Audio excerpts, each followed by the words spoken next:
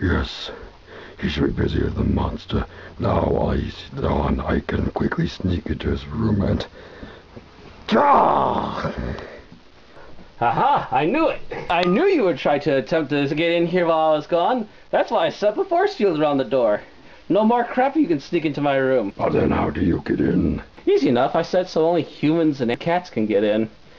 To be quite frank, I kind of figured you were something else, because, quite frankly, you don't look normal. So, that's how you're going to play it.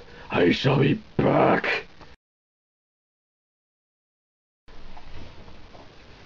Yeah, and yours too. Who was that? Nobody. Just some weirdo. He keeps popping up. At least he can't put any more shit in my room. Huh.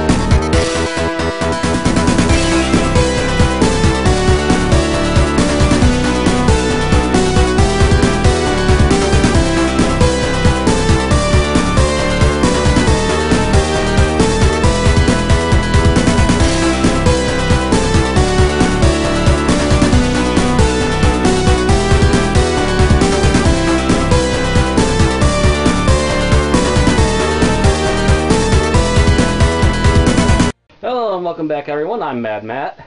And I'm Extreme Travesty. And today we have an interesting review for you. It's called Ultraman. But it's not the Ultraman series, it's a new movie. Bizarrely named Mega Monster Battle Ultra Galaxy Legacy. I'm confused already with that title.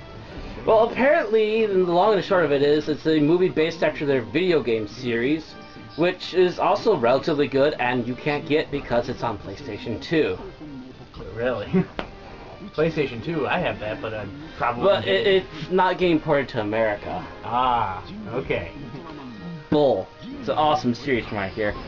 But I digress. We start off the beginning of the movie, like any movie, in space! We see Ultraman Mobius fighting off the first monster from the original Ultraman series. And they're both glowing balls of light until they crash land and then just quickly blow up the little monster again. Yeah, pretty good to start off a movie. I mean, monster versus the hero or whatever. Explosions! Yes, that's all this movie needs is explosions. Right at the get-go, they get it right there. So right after this, we're introduced to the fact that there's this other villain thing, which used to be an Ultraman. As development goes on throughout the movie, we realize he was a regular Ultraman at first, but was corrupted by some space alien that was killed a couple centuries ago, and therefore became an Ultraman creature that is allowed to control monsters, and when given the right item, he's allowed to control up to 100 of them. And guess what? He gets that item in this movie! Yeah, the whole thing with him being exiled because he was trying to take the light. Yeah, the new development in the Ultraman world is that their planet, in order to become Ultraman, they had to make an artificial sun, and energy from that artificial sun made them Ultraman, otherwise they looked a lot like humans. Yeah. And he tried to take it and was exiled because he scorched himself good on it. Yeah. You don't want to try to do that. So, flash forward elsewhere in the galaxy, in the present time frame that this is taking place in, which they never explain. No.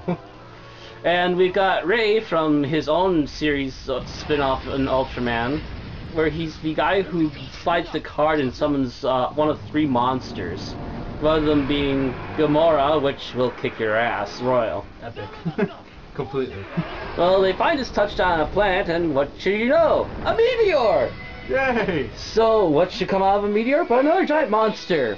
So, Ray from his own spin-off series pops out his card reader and brings out Gamora. Gamora, of course, makes quick work of this until Ultra Mobius appears. Yep. Mobius then tells them about how they were attacked by this alien merged Ultraman who tried to originally steal the light from their planet, and also tells them of the ultra awesome fight that happened. Oh my god, there's so many Ultramen, you can't even tell which one's from which. Of course he can. I can tell about 50% of them. There's a huge gaggle of just generic Ultramen that aren't on any show, they're just generic background Ultramen. But then you get the entire series run. You got the Child Ultraman from the Game Boy game from Japan. You get all of the original Ultramen. You get the American Ultraman, the Australian Ultraman, the American cartoon Ultraman. Get live action costumes. Nice. I mean, it's just nuts. You can literally freeze frame this for a couple hours and find new ones and go, oh, there's that one. In the end, he beats the snot out of all of them, steals the light, and runs off. As the planet also freezes over with many of them on it still. Ultraman Toro manages to capture the last glimmers of light from the thing that was originally there to save it in case any Ultraman managed to come back. Which they do with Ray. Originally, Mobius drops down with Ray. They have a few monster fights and end up bumping into the original Ultraman and Ultra 7. Which they also have their own little fight, both right there and another one as they reach the tower. Yeah. But in the long run, the three Ultramen finally reach Toro. They manage to wake him up long enough for him to give them the light, which gives them their old summoning equipment to transform into Ultraman again, and head off with Ray to the monster graveyard to help fight Belial and stop him from destroying the universe. Meanwhile, Ray's team is trying to find out what's going on and figure that they went back to the planet of light, to which they are suddenly attacked by what appears to be a UFO at first. Yeah. That is, unveils itself to actually be a dragon that was coiled up and wraps around the ship. To which a Zeton, one of the creators of the Zeton monster, apparently teleports on board and threatens to take over the ship, to which Ultraman Dyna in his human form comes in and immediately bashes his skull in. Oh yeah. He then hops back outside, takes care of the dragon, and teleports them with him, apparently to the monster graveyard, where everything's taking place. While we're also doing all of this, Ultraman and Ultraman 7 have been making mentions of this other Ultraman who also tried to attempt to take the light, whom we figure out eventually is actually the son of Ultra 7, aptly named Ultra Zero.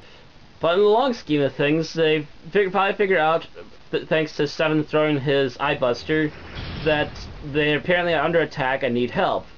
To which Ultraman King finally unleashes Zero, and Zero busts off his armor and runs off to save them.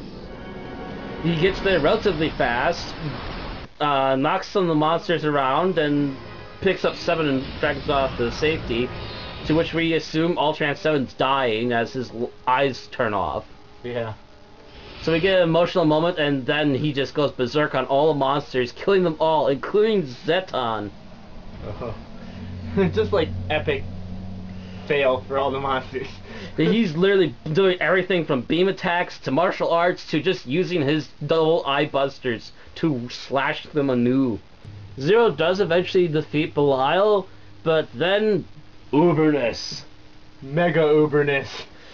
All of the monsters and Belial merge into one and pop out of the lava. Holy crap. And you can tell this thing's intricate. You can see every freaking pair of eyes this monster is made out of. Kind of weird, but it makes sense, sort of. You can see all the eyes, you can see the claws, the limbs and everything. It just looks awesome. Not to mention it looks like a demon. Oh yeah. With Belial poking out at the top of the head. Yeah, but then it turns out that Ray is able to use the big weapon that Belial used to have to control all the monsters that are in this giant monster. So he makes all the monsters turn against one another, while all the Ultramen and his teammates team up to finally take down the big uberness.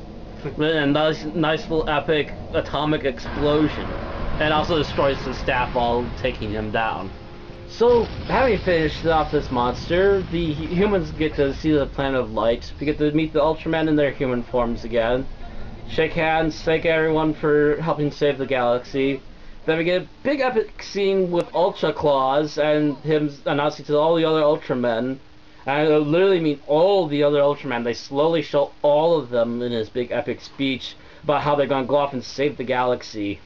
Ultraman Dyna takes the humans back into space with him as he continues his little adventure out into the far reaches.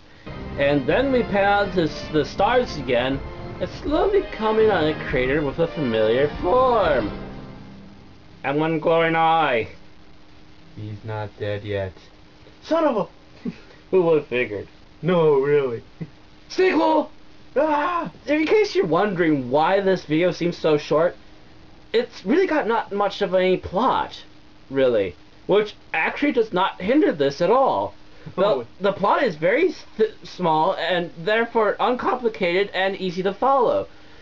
What you're really watching this for is giant monster mashes, and you get it in spades. You get monsters, explosions, special effects galore, and that's what you want with Ultraman.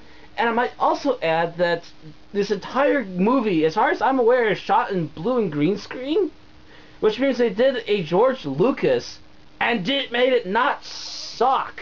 Oh yeah. It's so epically not suck. George Lucas officially has nothing on the Japanese. Oh man.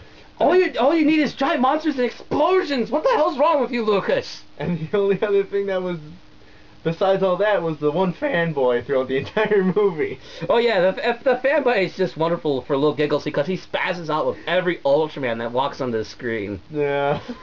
Oh my god, that was awesome. He's like the extreme ultra geek. He's a bigger geek than me. And, well, of course me. You're new to this. Yeah, I know. But yeah, Mega Monster Battle Ultra Galaxy Legend is definitely a good place to start if you're completely new to the series. They don't really cover too much of the background, but what they do explain is that a lot of these guys can transform into giants or can summon giant monsters, and they recognize a lot of monsters flying around right now because they are some of the top-notch premium monsters from the entire run, from almost to the very beginning of the 40-year run series. Literally, they used the first freaking monster in the very beginning of the movie. If you want a movie, watch it. This one's awesome. This is a good place to start for any possible fan of the Ultraman series. It's brand new. It's not been actually officially released in the States, and if you can find it, you can download it. It's not licensed. It's technically public domain. Although, if it does eventually finally get a release like it should, please buy it. It's awesome. It's made of wind. Thanks for tuning in. Until next time. So we searched